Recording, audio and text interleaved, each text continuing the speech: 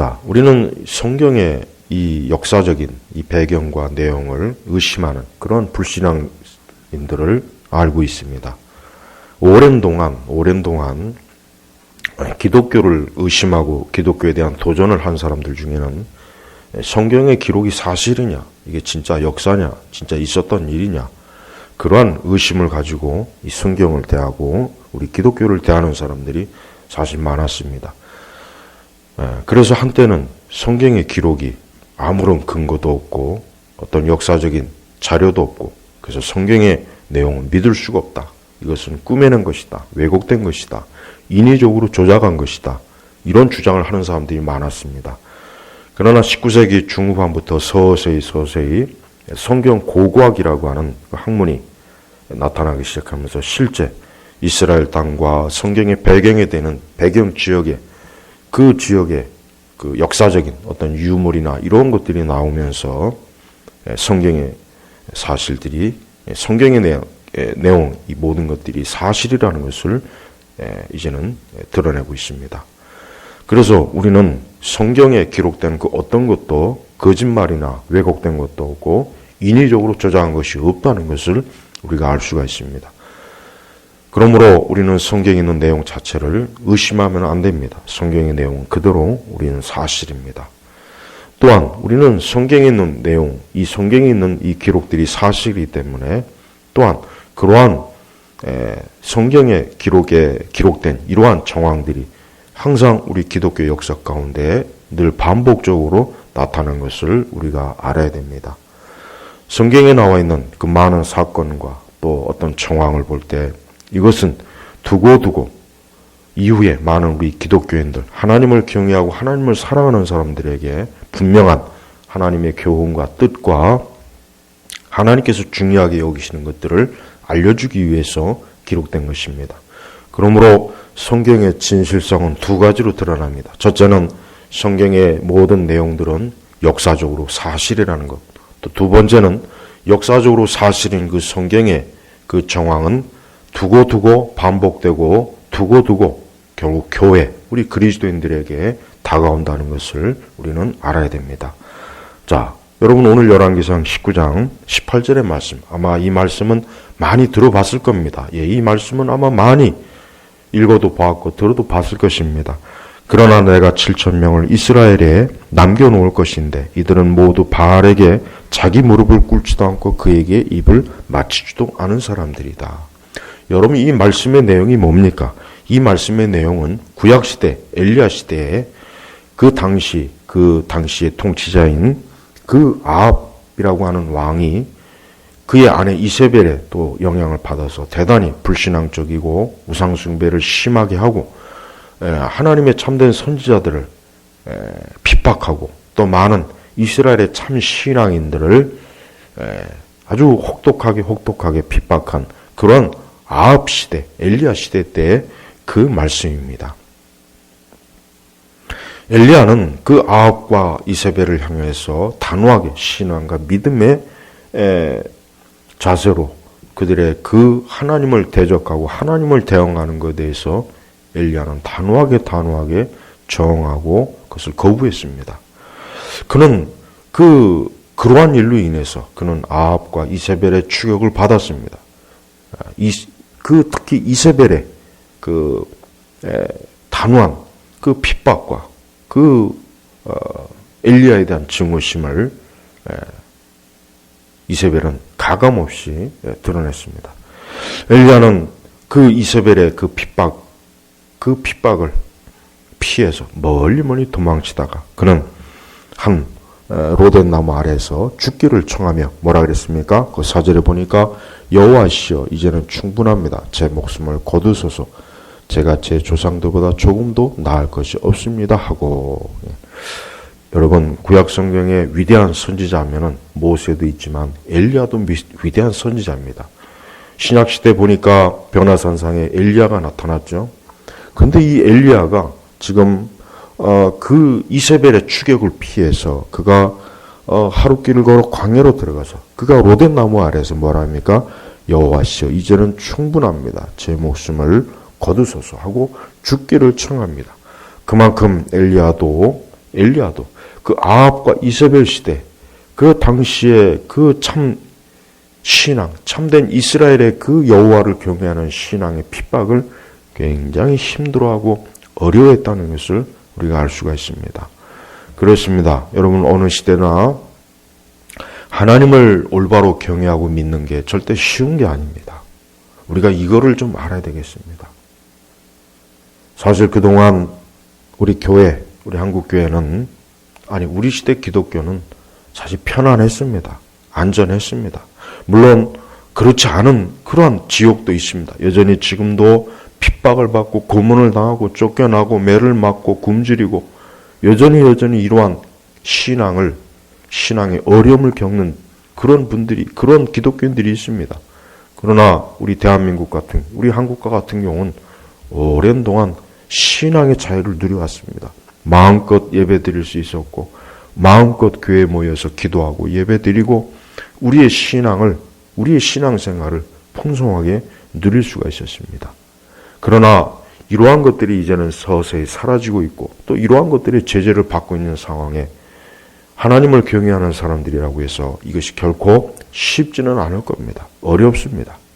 우리가 한 가지 전제해야 될 것은 분명히 어느 시대나 교회 역사를 봐도 압니다. 정말 하나님을 경건하게 믿고 섬기고 그렇게 살고자 하는 자는 핍박을 받습니다. 어떤 형태든지 핍박을 받아요. 가족의 핍박을 받던, 이웃의 핍박을 받던, 동료들의 핍박을 받던, 심지어는 한 사회와 국가로부터 핍박을 받습니다. 그렇습니다. 우리는 이것을 이번 기회에 분명하게 더욱더 잘 알 수 있는 그런 기회가 되었습니다. 그러나 그런 상황이 왔을 때 우리 믿는 사람들이 어때야 될지를 한번 잘 우리가 살펴봐야 됩니다. 사실 이 엘리야는 그 앞전에 이미 벌써 이방 선지자들과의 그 영적 싸움에 굉장히 많이 지쳐 있었습니다. 홀로 그 수백 명의 이방 선지자들을, 그 850명이나 되는 그 이방 선지자들을, 이방인들, 그 우상 숭배자들을 대할 때 엘리야가 얼마나 힘들었겠습니까? 그를 동조해 주는 자도 없고 그와 함께하는 자도 없었습니다. 그 홀로 그 850명의 바알 선지자들, 그 우상을 따르는 우상의 그 종들하고 그가 영적 싸움을 할 때 얼마나 그가 힘들었겠습니까? 그런 가운데 그는 승리했고 그는 하나님의 능력으로 그 이방 선지자들을 이겼습니다. 우상 숭배자들을 이겼습니다. 근데 이세벨이 그러한 엘리야를 가만두지 않습니다. 엘리야를 죽이려고 그의 부하를 보냅니다. 엘리야는 그 소식을 듣는 순간 내가 이러다가 이세벨이 죽겠구나 해서 그는 도망을 칩니다. 그가 도망을 치다 바로 이 광야 로댓나무 아래서 그가 뭘 합니까? 죽기를 청하여 말하기를 여호와시여 이제는 충분합니다. 제 목숨을 거두소서. 그리고 사실 엘리야도 많이 지치고 힘들고 여러 가지로 지금 어려운 가운데 있습니다. 그래서 엘리야도 아마 죽기를 청한 것 같습니다. 그렇습니다. 우리가 하나님을 믿고 경외하는 게 쉬운 게 아닙니다. 물론 이제까지 쉽게 왔어요. 사실 이제까지 물론 개인적인 신앙의 어려움은 혹 있었을지 모르겠지만 그러나 전체적으로 교회와 우리 기독교가 이렇게 어려움에 처한 때는 사실은 없었습니다. 한 번도 없었어요. 근데 이제 이러한 일을 겪게 되고 이러한 이 상황에 처하게 될 때 많은 우리 그리스도인들이 이러한 때를, 이러한 시험의 때, 이러한 환난의 때, 이러한 어려운 때를 어떻게 이겨내야 될까? 아마 많이 근심하고 염려하고 기도하고 하나님을 아마 찾을 것입니다. 우리는 이러한 일에 있어서 우리는 분명하고 명확하게 한 가지 설정해야 될 게 있습니다. 그것은 절대 우리의 신앙과 믿음을 포기해서는 안 됩니다. 우리가 우리의 믿음과 신앙을 포기한다는 것은 그것은 절대 가벼운 일이 아닙니다. 하찮은 일이 아닙니다. 그래도 되고 안 해도 되고 이래도 되고 저래도 되고 그러한 일이 아니라는 것이에요. 네. 이 신앙은 영원한 거예요. 이 신앙은 영원한 겁니다. 이 신앙은 일시적인 게 아닙니다. 우리의 신앙이 그저 몇 년 하다가 중단하거나 그만둘 거라면 괜찮습니다. 그러나 그런 것이 아닙니다. 우리는 이 다음에 주님 앞에 설 것입니다. 우리는 살아계신 하나님 앞에, 그 앞에 우리는 설 것입니다. 그 영광스러운 존전 앞에 우리는 서서 그분의 얼굴을 보고 그분과 함께 영생을 누릴 것입니다. 우리가 이 땅에서 신앙생활하는 것은 바로 그 일을, 바로 그러한 영광스러운 자리에 이르기 위한 하나의 과정이고 지금 그 길로 가는 여정입니다. 그래서 우리의 신앙은 중단되어서도 안 되고 중단할 수가 없습니다. 물론 기독교 역사 가운데 교회를 핍박하고 교회를 무너뜨리고 우리 성도들이 모이지 못하게 하고 예배를 드리지 못하게 하고 그런 일이 있었습니다. 당장 우리나라 역사 가운데서도 저 북한을 보십시오. 해방 전으로 북한은 기독교에 정말 씨가 말랐어요. 물론 지하에서 정말 목숨을 걸고 극히 소수의 성도들이 이제까지 신앙을 지켜온 것은 알지만, 그러나 그 한때 기독교가 번성했던 그 북한 지역에 많은 교회들이 사라졌습니다. 없어졌습니다. 예, 그래요. 기독교 역사 가운데 이렇게 강제적으로 기독교, 교회를 핍박하고 신앙생활을 못하게 하는 그런 때도 있습니다. 그런 때도 있었어요. 우리는 그걸 알아야 됩니다. 그러나 중요한 것은 우리 자신의 신앙과 믿음을 포기하거나 무릎을 꿇어서는 안 된다는 거예요. 자, 오늘 본문 보십시오. 사실 엘리야는 그 이스라엘 전역에 이제 자기만 이제 하나님을 경외하고 자기만 이 바알에게 무릎 꿇지 아니하고 자기만 여호와를 믿는 신앙을 지키고 힘써 정말 지금 그렇게 지내고 있다고 그렇게 이제 아마 생각했던 것 같아요. 그래서 아마 많이 낙심했겠죠. 많이 힘들었겠죠. 예. 좀 같이 하나님을 경외하고 함께 고난을 받더라도 함께 고난을 받고 함께 환난을 받는 이들이 있으면 그래도 훨씬 더 힘이 생기고 위로가 돼요. 근데 엘리야는 자기 혼자라는 생각을 가졌던 것 같아요. 그래서 하나님께서 뭐라고 합니까? 그러나 내가 7,000명을 이스라엘에 남겨놓을 것인데 이들은 모두 바알에게 자기 무릎을 꿇지도 않고 그에게 입을 맞추지도 않은 사람들이다. 예, 그래요. 여기서 7,000명이라는 숫자는 그냥 숫자적으로 7,000명이라는 그 얘기가 아니라 이 7,000이라는 숫자는 뭡니까? 그만큼 하나님을 경외하는 자가 아직도 이스라엘 땅에 있다. 부족하지 않다. 그런 의미로 엘리야에게 말씀하는 거예요. 엘리야가 혼자가 아니라는 거예요. 엘리야 너 홀로 지금 바알에게 무릎 꿇지 않고 이렇게 핍박과 고난을 당하고 있는 것이 아니라 아직도 나를 경외, 하나님을 경외하는 자가 이스라엘에는 충만하다. 너 홀로 아니다. 바로 그러한 말씀을 지금 엘리야에게 해주는 것입니다. 저는 이 말씀이 오늘 우리에게 어떻게 해당되는가? 저는 이 말씀의 의미를 좀 살펴보고 싶습니다. 그렇습니다. 한 가지 분명한 것은 우리가 우리의 신앙을 포기하고 무릎 꿇을 수는 있어요. 그러나 한 가지 분명한 것은 어딘가에는 여전히 참된 신앙과 믿음으로 이 세상과 마귀와 바알과 아합과 이세벨에게 무릎 꿇지 않은 참된 하나님을 경외하는 자들이 있다는 것을 우리는 반드시 알아야 됩니다. 절대 하나님께서는 자기를 경외하는 자를 끊어지도록 하지 않습니다. 하나님께서는 항상 어느 때 아무리 기독교를 핍박하고 신앙을 핍박하고 아무리 믿는 자들이 어려움을 당해도 여전히 뭡니까? 하나님을 경외하고 예배드리고 하나님을 사랑하고 하나님의 말씀에 따라 사는 그러한 사람들을 항상 남겨놓는다는 것을 우리는 알아야 됩니다. 저는 지금도 마찬가지라고 여겨집니다. 지금도 이 땅에, 이 나라에는 분명히 이 말씀 그대로 바알에게 자기 무릎을 꿇지도 않고 그에게 입을 맞추지도 않은 사람들 7,000명이 있다고 저는 분명히 여겨집니다. 이 사람들이야말로 사실은 알곡이죠. 그 외에는 다 쭉정이가 되는 것입니다.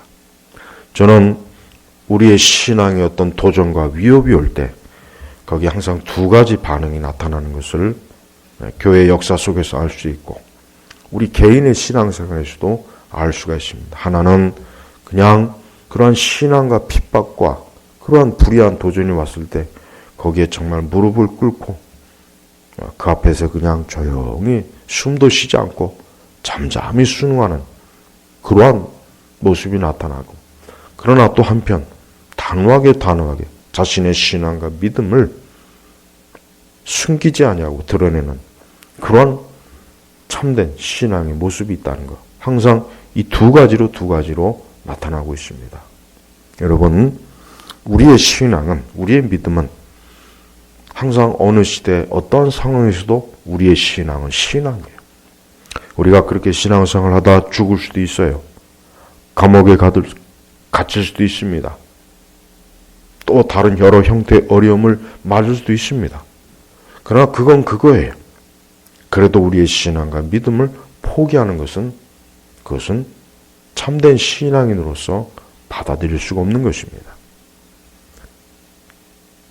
우리의 신앙은 어떤 이유로든지 간에 우리의 신앙은 신앙이라는 거예요. 그러니까 우리는 핑계를 대면 안 돼요. 지금은 세상이 이래서, 지금은 상황이 안 좋아서, 지금은 환경이 좀 아닙니다. 그러면 안 됩니다. 우리의 신앙은 굳건하게 지켜져야 됩니다. 우리의 신앙을 포기하면 안 됩니다. 지금은 사실 어려운 때입니다. 그 어느 때보다도 우리 성도들이 신앙생활하기 어렵습니다. 그러나 이러한 때에도 우리는 살아계신 하나님을 믿고 우리 안에 계신 성령께서 우리를 지켜주시고 우리와 함께한다는 것을 우리가 믿어야 됩니다. 교회가 이 세상의 어떤 압력과 이 세상의 그 혹독한 신앙의 핍박에 차라리 죽거나 차라리 감옥에 갇히거나 차라리 어떤 형태로 고난을 받는 일은 있어도 스스로가 무릎을 꿇어서는 안 된다고 하는 겁니다. 저는 이게 가장 중요하다고 여겨집니다. 오늘 말씀에도 그랬지 않습니까? 이들은 모두 바알에게 자기 무릎을 꿇지도 않고, 무릎을 꿇는다는 건 뭡니까? 복종한다는 거예요. 복종한다는 거. 옛날에 전쟁에 패배한 포로들은, 전쟁에 패배한 그 포로들은 그 승리자 앞에 무릎을 꿇어야 돼요. 무릎을 꿇어야 돼요. 그래서 나는 당신 앞에 복종하겠습니다. 그게 공식적으로 자기의 패배를 인정하는 거예요.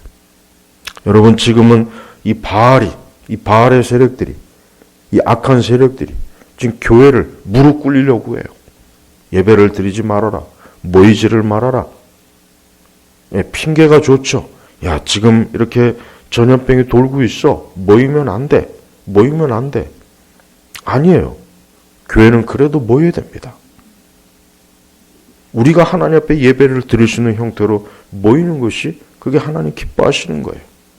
우리는 그들의 그런 요구에 굴복해서 안 된다는 걸 우리가 반드시 명심을 해야 됩니다. 교회가 어떤 형태로든지 스스로 자발적으로 무릎을 꿇는 그것은 바알에게 무릎을 꿇는 거예요. 우리가 이 세상이 얼마나 교활합니까? 얼마나 이 세상이 간교합니까? 얼마나 여러분 이 세상이 교회에 대해서 혐오감을 이제 아주 여지없이 드러내요. 많은 사람들이 이걸 잘 몰랐을 거예요. 이 세상의 교회에 대해서 그렇게 크게 아마 잘 몰랐을 거예요. 그러나 이번에 이렇게 예배를 자꾸 드리지 말라.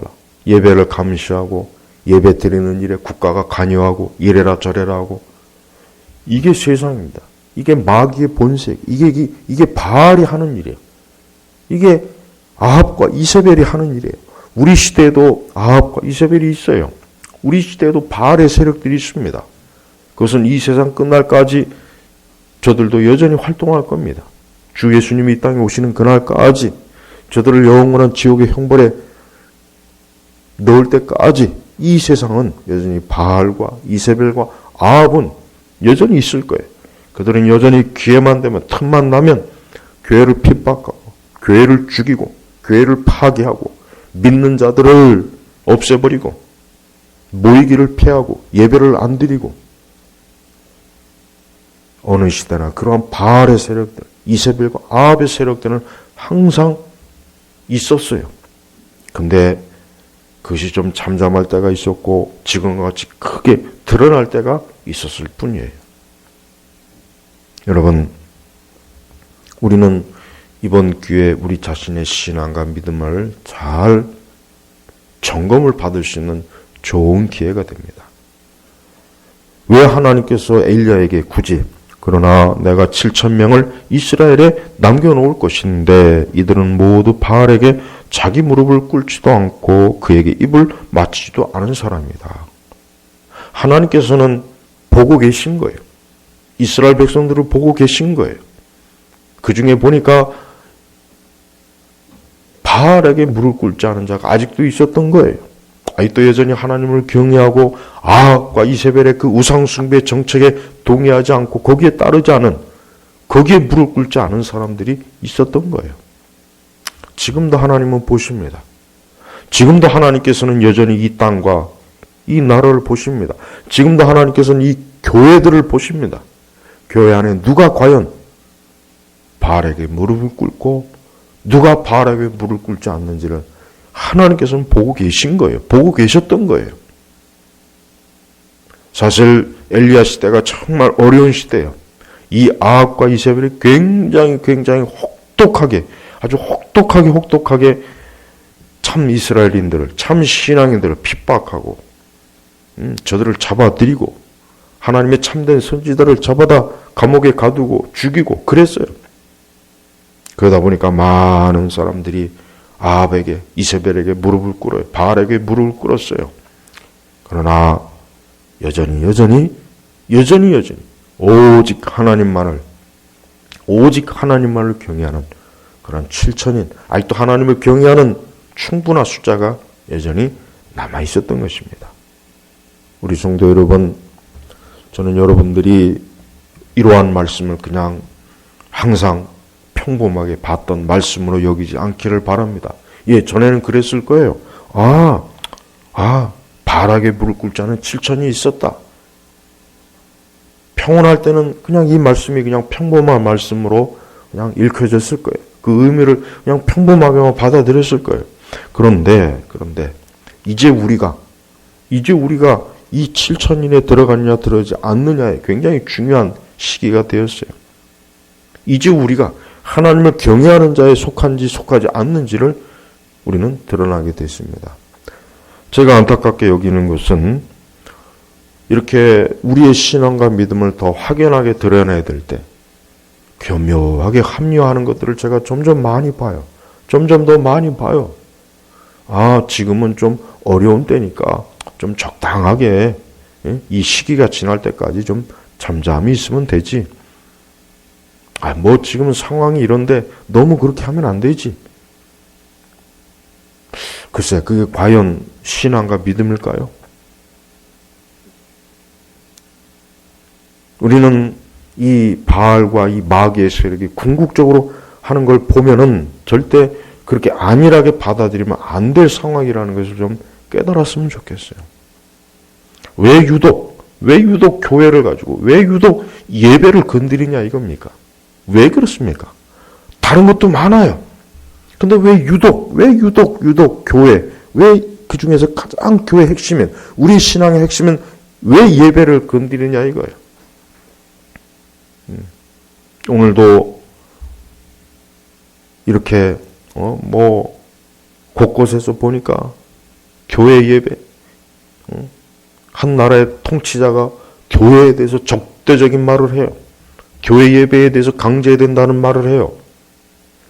그게 바알이고 그게 바로 이세벨이에요. 그게 바로 아합입니다. 근데 우리가 왜 그들에게 동조해야 되고 왜 그들의 정책에 왜 우리가 수굴해 드리겠습니까? 그러면 안 됩니다. 자꾸 우리의 기독교 신앙과 믿음을 이상한 쪽으로 몰고 가는 사람이 있어요. 지금 우리가 사회의 빛과 소금이 돼야 됩니다. 우리가 이 세상의 일에 우리가 좀 동참해야 됩니다. 우리가 어떤 선행으로, 그게 왜 예배를 폐지해야 될 이유가 됩니까? 그게 왜 우리의 신앙과 우리의 믿음을 수그러지게 할 원인이 되어야 됩니까? 그것은 있을 수가 없는 일이에요. 성도 여러분, 저는 지금 이 대한민국이 점점 더 잘못된 방향으로, 이상한 방향으로 간다는 것을 저는 개인적으로 수년 전부터 부지런히 얘기했어요. 근데 결국은 지금 그렇게 왔고, 아마 이대로 가면 이보다 더 심한 게 올 겁니다. 그러면은 앞으로 어떻게 하겠습니까? 교회 문을 닫을까요?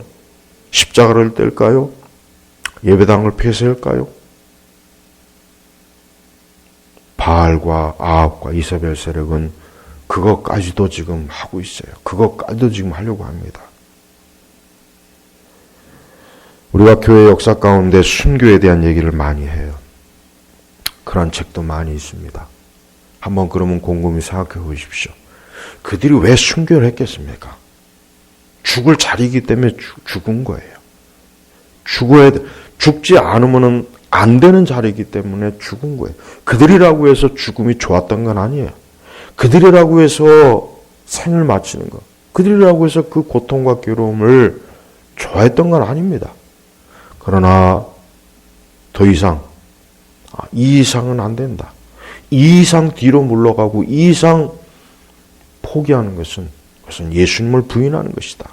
신앙을 부인하는 것이다. 그렇기 때문에 그래서 결국은 순교한 겁니다. 죽음의 자리로 간 겁니다.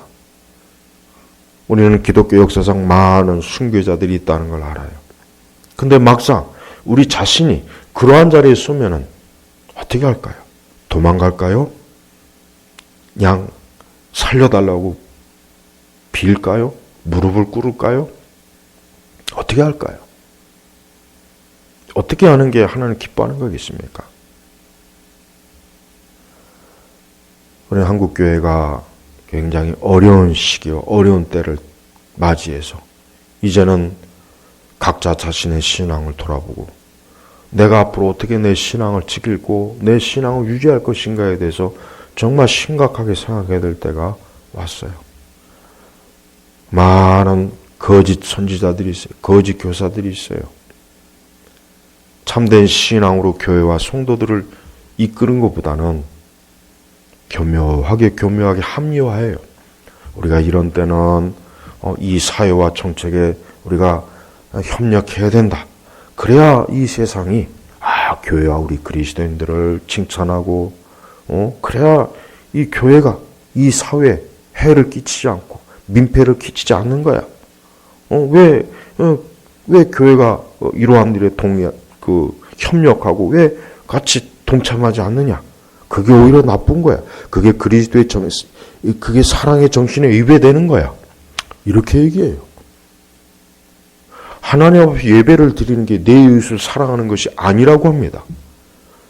너희 교회들이 모여가지고 예배 드리면 그로 인해서 이웃이 피해를 입으면 어떻게 하냐? 우리 예수님은 내 이웃을 내 몸같이 사랑하고 했으니까 이럴 때는 모이면 안 돼. 예배 드리면 안 돼. 이렇게 얘기합니다. 참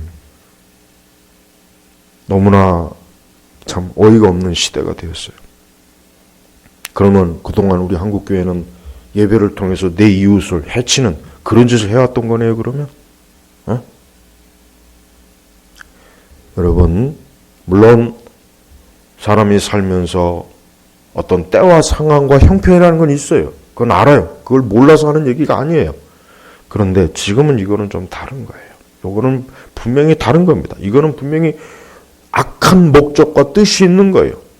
교회 예배를 자꾸 방해하잖아요. 못 드리게 하잖아요. 자꾸 우리 성도들, 교회가 여기에 대해서 움츠리게 돼요. 지금 벌써 몇 주째 예배당에 못 나가는 교인들이 굉장히 많습니다. 몇 주째 강단에서 제대로 설교하지 못한 목사님들이 많아요. 이게 앞으로 얼마나 더 가야 됩니까? 한 달, 두 달, 세 달, 네 달, 만 1년 6개월? 혹 정말 그렇게 간다면 한국교회가 어떻게 되겠습니까? 교회가 어떻게 되겠습니까? 저는 차라리 그렇게 되느니 그냥 우리가 죽든지 감옥에 가든지 그렇게 해서 끝까지 우리의 신앙의 우리의 신앙을 지키는 게 낫지. 그렇게 낫지. 왜 이 바알과 이사벨과 이 아합의 세력이 하라는 대로 고스란히 무릎을 꿇고 예배를 안 드리고 예배당에 모이지도 않고,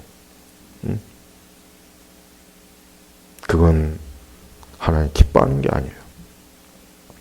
우리 예수님께서는 우리의 죄와 우리의 이 죄 때문에 예수님은 십자가에 죽으셨습니다. 그분이 겟세마네 기도에서 얼마나 고통스럽게 기도했습니까? 할 수만 있으면 이 잔을 피하게 해달라고 기도했습니다. 그러나 예수님은 자기의 뜻대로 하지 마시고 아버지의 뜻대로 예수님은 결국 십자가에서 죽으셨어요. 피 흘리셨어요. 고난받으셨어요. 이런 얘기를 아마 수천 번 들었을 거예요. 예, 그래서 그러려니 했겠죠.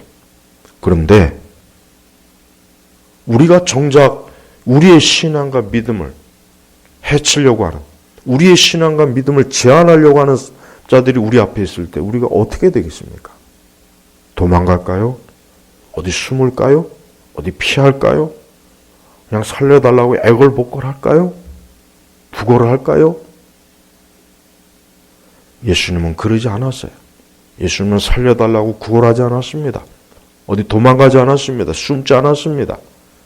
예수님은 그대로 그 불의한 세력들 앞에 가서 매를 맞고 모욕을 당하고 옷이 다 벗겨지고 십자가를 지고 그 십자가에서 못에 박혀서 물과 피를 다 쏟으신 그 고난, 예수님은 친히 그런 고난을 받으셨어요. 여러분, 기독교 신앙이라는 게 뭡니까? 기독교 신앙이라는 게 큐티하고 말씀 읽고 예배드리고 아름다운 찬양을 하고 아름답게 예쁘게 아기자기하게. 근데 우리의 신앙과 믿음을 하지 말아라, 모이지 말아라, 예배드리지 말아라, 모이면 너희에게 벌금 때릴 거야, 너희 감옥에 보낼 거야, 너희 죽일 거야. 그러면 어떻게 하겠습니까? 그 자리에 그러한 세력들이 우리 앞에 나타났을 때 어떻게 하겠습니까?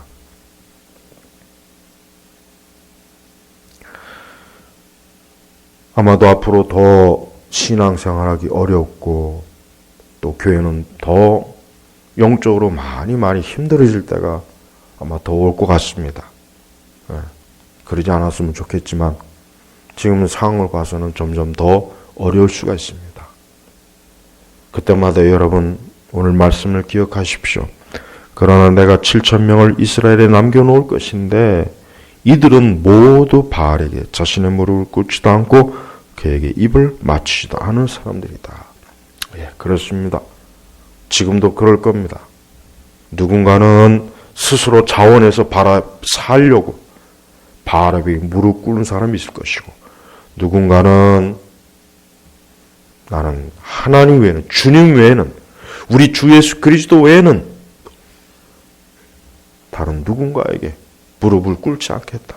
내가 무릎을 꿇을 분은 오직 나의 구세주가 되시는 예수 그리스도, 만왕의 왕 되신 우리 주 예수님 뿐이지, 내가 어떻게 이 마귀와 사단과 악의 세력 앞에 무릎을 꿇겠는가.